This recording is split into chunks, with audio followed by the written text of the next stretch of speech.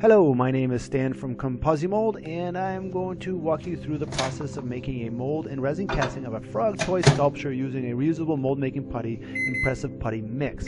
Let's start with the mold making process, and as we go I will explain what we're doing and what we're using and why we're using it. To use the 1 pound ImPRESSive Putty mix for the first time, place all the ImPRESSive Putty on a microwave safe dish or on some wax paper. Heat this for 130 seconds and immediately stir while it's hot with a spoon for about 30 seconds. Use the spoon or spatula so you're not mixing this with your hands because it can be very hot. After you've mixed this, place it back in the microwave for another 130 seconds and immediately stir this for another 30 seconds. Let this putty cool for about 15 minutes and be sure it's cool enough that you can touch it but it's still warm. When you're able to hold it comfortably, you want to knead this so that it's a very uniform texture.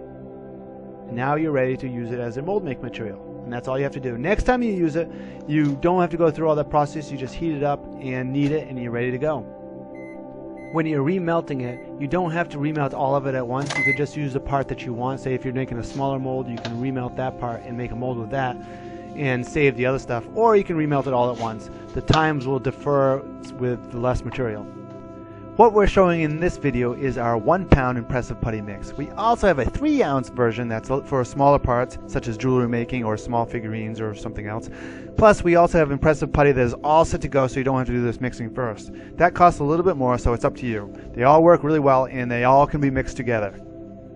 The ImPRESSive Reusable Mold Making Putty Mix is one of the most cost-effective mold making materials available. With 1 pound of ImPRESSive Putty you can make dozens or possibly even hundreds of molds with the same material. This is lower cost than any silicone, urethane, or any of those silicones from tube molds that are hyped on YouTube or other places.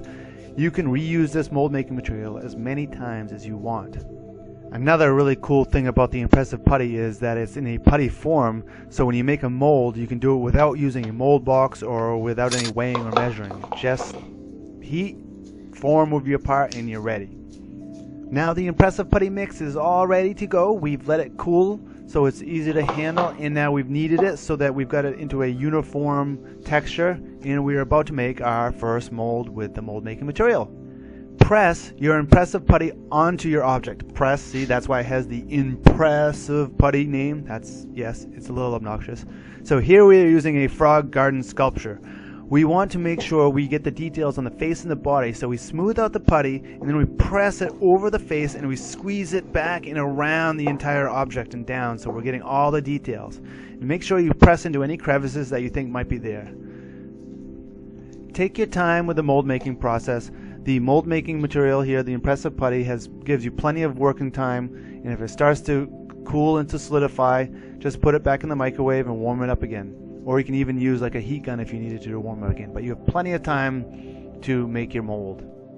Something you may have noticed is that I didn't use any mold release to make this mold. The ImPRESSive Putty doesn't need any. Inside the ImPRESSive Putty is an activator that also acts as the mold release.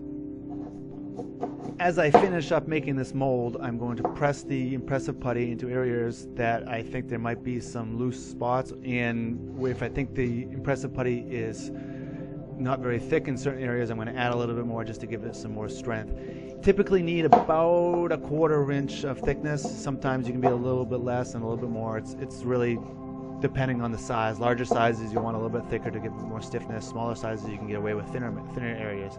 As long as it doesn't have a hole all the way through it so that the resin or whatever you're using for our casting material doesn't go all the way through, you are all set. And after this is ready, we're going to stick it in the freezer and let it cool for about 20 minutes to solidify. You can let it sit out if you wanted to at room temperature, and it'll just take longer to solidify, but the freezer makes it really fast and the whole process can go really quickly.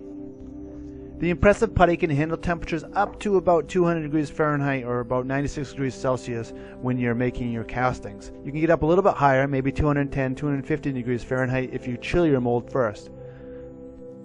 And the mold is done. We have now chilled it, and now we're going to take out the frog of the original, the master, and get it ready for the actual casting. I'm making a parting line on the back of the frog, down his back, to make it easier to get the frog out of the mold without causing any damage to the original part or to the mold. And the reason I'm doing it in the back is so that I can pull it out without damaging the face and not having a line down the face. This parting line will be shown at the end as well, but we'll just clean it off with a little knife if necessary. I'm being a little bit careful here to pull out the frog without damaging the original sculpture.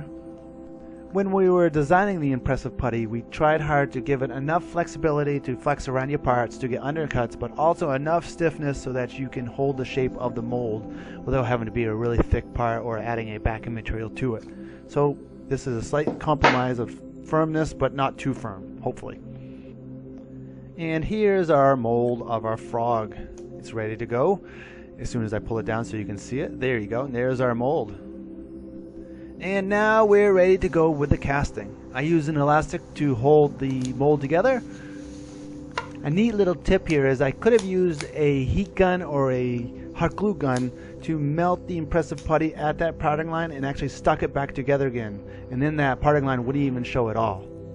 And now it's casting time. I'm using the ComposiCast epoxy resin, but you can use lots and lots of other materials that I'll talk to you in a second. I'm adding a little bit of sawdust into the ComposiCast resin to reduce the amount of resin that I need. I forgot to take the video of that part of it, so just trust me. I used equal amounts, one part A, 1 part B, and 1 part sawdust that I all mixed together to make a slightly thicker epoxy resin that I then put into the casting.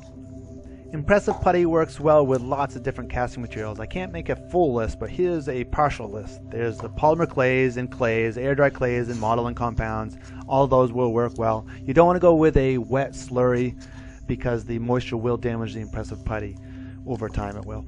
Then there's the soaps, there's hot melts, cold press, and heat and pour. And then there's waxes, soys, paraffins, beeswax, candle waxes, crayon waxes. What other types of waxes are there? Resins, room temperature cure epoxies like this one we're showing the ComposiCast resin. Then there's urethane resins.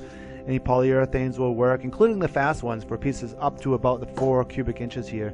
They create a lot of heat, but the ImPRESSive Putty can handle that up to about the size of this frog, which is about the right size. And then there's the polyester resins, there's Bondo, there's fiberglass resin, there's also low melt metals such as woods metals. You don't want to go into the tins. We also don't recommend the putty for plasters or concrete. If you're going to use plaster or concrete, use the ComposiMold original and then also use the plaster additive for the plaster and the cements to make a strong casting with that. Phew, that's a lot of casting options. I also forgot to mention silicones or other rubbers as casting materials. Those will work very well as well. I let the ComposiCast with the sawdust filler cure overnight in the mold to allow it to be very solid. I took off the elastic band and now separating at the parting line.